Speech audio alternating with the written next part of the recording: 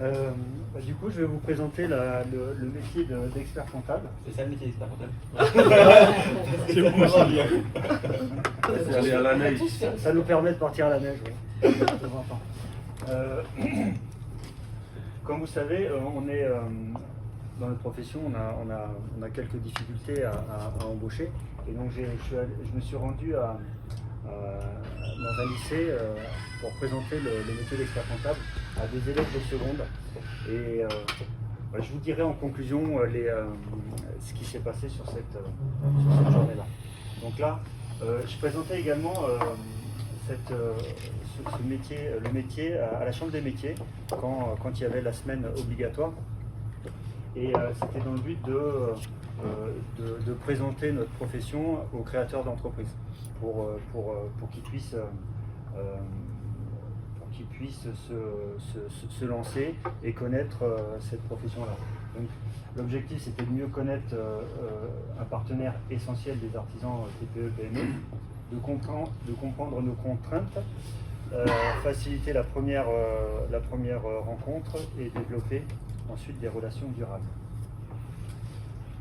Donc le créateur d'entreprise, il sera en contact avec bien sûr la Chambre des métiers, l'expert comptable, le banquier, l'avocat, l'assureur et le notaire. Et donc en fait on se connaît tous, on travaille tous ensemble, donc qui permet aux créateurs d'entreprise de pouvoir se lancer. Donc effectivement aujourd'hui les clients travaillent dans un monde où il y a de plus en plus de règles à connaître, des normes à respecter.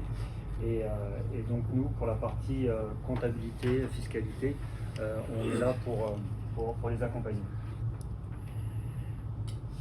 Donc on va voir, je vais vous présenter l'organisation de la profession, son rôle, quand est-ce qu'on intervient et puis ce qu'on propose à nos clients. Donc l'expert comptable, c'est une profession réglementée, donc on appartient... Pour avoir la notion d'expert comptable, il faut deux choses. Il faut être diplômé et être également inscrit à l'ordre des experts comptables. Si on n'est pas inscrit à l'ordre des experts comptables, on n'a pas le droit d'utiliser le titre expert comptable. L'expert comptable est formé, compétent, assuré, indépendant. Et la qualité de notre travail est contrôlée aussi par l'ordre des experts comptables. Alors, une fois qu'on a le diplôme d'expert comptable, on peut exercer le métier d'expert comptable et le métier de commissaire aux comptes. Vous connaissez la différence? Oui. Comment? Non. Le commissaire aux comptes, la mission de commissaire aux comptes, comme vous le voyez, on est sous la tutelle du ministère de la Justice et c'est une mission légale. Donc à partir de certains seuils, une société qui réalise plus de 8 millions de chiffres d'affaires a l'obligation d'avoir un commissaire aux comptes. Moi, je ne l'ai pas. Tu devrais. T'es à 7 999 000, c'est pour ça? Alors non, je vais te dire. Comment ça appelle ton avocat? Ouais, parce que, non, mais c'est quand on dépasse les seuils pour la nomination du commissaire aux comptes, le dirigeant a l'obligation de nommer un commissaire aux comptes, sinon il y a des peines pénales, des sanctions pénales. Et l'expert comptable, lui, c'est une mission contractuelle avec ses clients et on est sous la tutelle du ministère des Finances. Alors bien sûr, sur un même dossier, on ne peut pas être à la fois expert comptable et commissaire aux comptes. Parce que l'expert comptable, il atteste les comptes et le commissaire aux comptes, il certifie les comptes. Donc il intervient une fois que l'expert comptable a arrêté les comptes. Ouais, voilà. Donc l'expert comptable, bien sûr, il est tenu au secret professionnel et au devoir de discrétion. Donc tout ce que vous confiez à votre expert comptable ne sortira pas du bureau. Et les collaborateurs respectent également ces règles-là. Heureusement. Donc une fois que l'expert comptable est inscrit à l'ordre, il a une assurance obligatoire de responsabilité civile. Donc ça, c'est pour exercer notre profession. Alors bien entendu, je fais une petite parenthèse sur les personnes qui exercent de façon illégale. Eux, pour le coup, ils n'ont pas d'assurance. Donc il faut toujours se méfier hein, quand vous rencontrez quelqu'un, avec l'expression choisissez l'expert comptable plutôt qu'un expert en comptabilité. Oui, j'en connais aussi des experts. Ouais. S'ils n'avaient pas nos bleus, marqué IAD. Donc les clients d'experts comptables, alors c'est essentiellement des petites et moyennes entreprises, hein, à plus de 90%. Et donc là on a une mission permanente, hein, où on tient la comptabilité de A à Z. Et on intervient également dans les grandes entreprises. Et là c'est plus des interventions ponctuelles puisque les grandes entreprises ont déjà un pôle comptable structuré et nous on peut intervenir après en support des comptables qui sont sur place. Donc, à quoi sert la comptabilité? Alors, la comptabilité, c'est une obligation. Donc, si vous avez un contrôle fiscal, il faut que vous ayez une comptabilité qui respecte les normes et surtout qui ait un logiciel qui réponde aux nouvelles normes fiscales. Hein, puisque lors d'un contrôle fiscal, il faudra transmettre ce qu'on appelle le fichier des écritures comptables. Hein, donc, il ne faut pas travailler sur une vieille version de logiciel qui ne répondrait pas à ça, puisque dans ce cas-là, l'administration pourrait taxer d'office selon des critères évalués par l'administration. Donc la comptabilité, bien sûr, elle gère à gérer l'entreprise, à calculer les impôts, à informer les tiers et à faire des prévisions. Donc nos missions sont, donc la mission de base, c'est la mission de comptable, la tenue comptable, mission sociale, de gestion, mission juridique et fiscale, et on a aussi des missions d'organisation. On va voir dans le détail dans les slides suivants. Alors pour le créateur d'entreprise, quand il souhaite s'installer, il y a des points très importants à aborder, c'est son statut social et le statut juridique. Donc ça va de pair et c'est primordial pour la suite. Faut bien prendre en compte les problématiques, les caractéristiques du créateur pour choisir le bon statut. Hein, le statut social, c'est soit on est en entreprise individuelle, où on est travailleur non salarié, ou si on s'oriente vers une société, on peut être dans une SARL à gérance majoritaire où on est travailleur non salarié, ou être dans une SAS où là on est assimilé salarié avec un bulletin de salaire. Donc pourquoi c'est important? Parce que si en cours de route vous voulez changer de statut, bah, ça coûte beaucoup d'argent.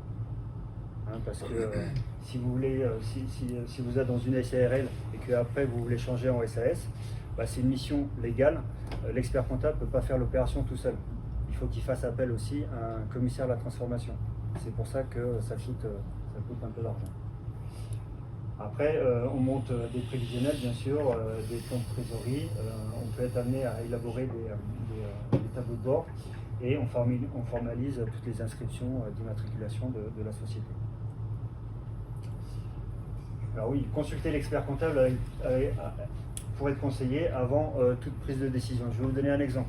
J'avais une profession libérale qui voulait acheter une voiture.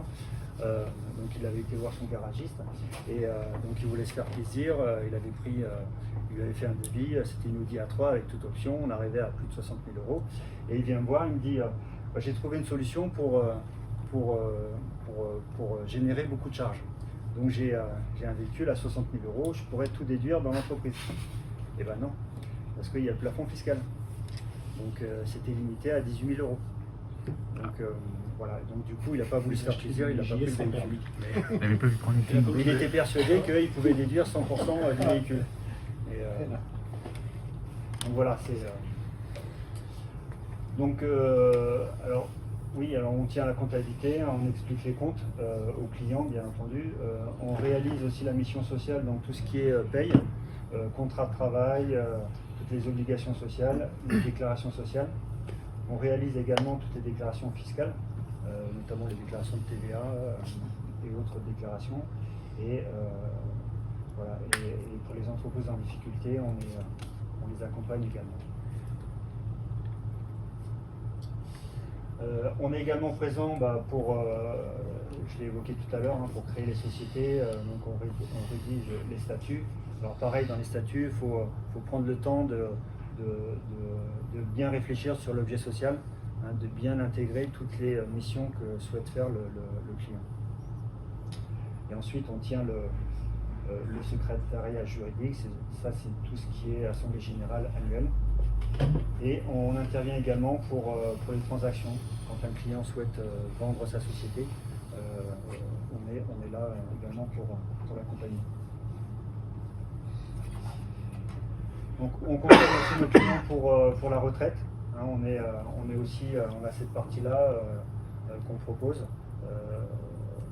Voilà, les clients qui souhaitent connaître la pension de retraite qui va toucher. Donc on a des personnes en interne qui établissent les bilans de retraite. Donc on prépare également les transmissions et la succession des clients qui souhaitent céder ou transmettre à leurs enfants. Et ensuite on dissout également la société et la liquidation. Donc voilà, ça aussi c'est de genre, on peut être amené à calculer des plus-values lorsque un client vend sa société. Donc lorsqu'il vend ses titres avec la durée de détention, on peut appliquer un abattement de plus de 85%, et voilà, comme ça le client sait l'impôt qu'il va payer. Donc ça on le fait assez régulièrement. Donc les missions que vous confiez à l'expert comptable, alors les missions de base, je dirais, c'est les trois qui sont au-dessus, c'est la comptabilité, le social et le juridique. Ça c'est vraiment la mission de base qu'on fait assez régulièrement. Et puis après, en matière d'organisation, gestion et études fiscales. Les études fiscales, on en fait de plus en plus aussi sur des thèmes particuliers que je vous ai déjà présenté lors d'une conférence sur le passage d'une entreprise individuelle à une société. Donc voilà, après il faut déterminer bien sûr l'organisation avec le client, l'expert comptable, le collaborateur pour bien définir les fonctions de chacun. Et voilà. Et ensuite, on matérialise tout ça dans une lettre de mission, qui est une norme dans notre profession. On est tenu à établir cette lettre de mission, c'est prévu dans le code de déontologie, et ce qui nous permet aussi, qui fait partie de l'assurance aussi de notre métier. Donc là on précise les missions qui sont confiées, et on répartit les tâches entre l'expert et le client. Donc il y a les conditions financières du contrat, rappelle le cadre, et fixe également les devoirs du client. C'est-à-dire que le client, pour l'établissement d'une déclaration TVA, s'il nous apporte la comptabilité le 20, alors qu'on doit envoyer la déclaration le 19 par exemple, voilà. Voilà, et donc ça concrétise les relations avec l'expert comptable. Voilà. Alors en conclusion, ce que je vous disais, donc je suis intervenu dans une école, dans un lycée, pour présenter la profession d'expert comptable. Donc j'ai demandé aux élèves ce qu'ils souhaitaient faire. Donc certains m'ont dit, moi je veux faire de la télé-réalité et partir à Dubaï. Je me suis dit, là je pars loin. Donc, pour les motiver pour être expert comptable. Donc ceux-là, a priori, ils n'ont pas changé d'avis, mais certains ont été vraiment surpris agréablement par la diversité de nos missions qu'on pouvait proposer à nos clients. Voilà. Tu l'as fait avec l'association 100 000 entreprises ou comment Non, on l'a fait via une l'OPCO. On a un partenariat avec l'OPCO et on est intervenu là-bas. Donc c'était très intéressant. J'ai passé l'après-midi donc j'ai rencontré 6 classes, donc c'était marrant. C'est la nouvelle génération. Ah bah ça fait peur. Voilà. Donc si vous avez des questions. Comment on fait pour aller à Dubaï et étudier? C'est trop tard. Déjà, il faut commencer par ça. Je l'ai tiré. Dis que j'ai des rides, je suis là. Voilà. Bah, merci. Merci.